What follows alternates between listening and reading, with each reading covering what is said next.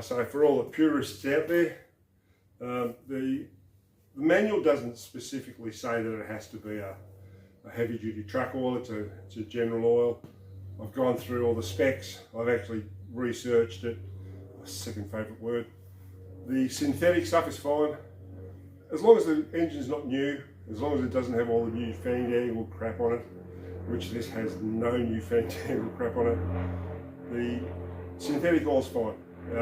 It's 5 litres.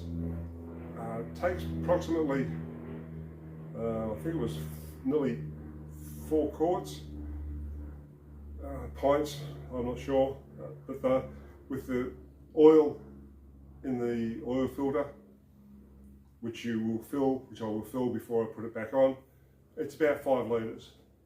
I'll let it be settling for probably an hour or so before I crank the engine over, but hopefully we'll get a nice result and some nice clean oil.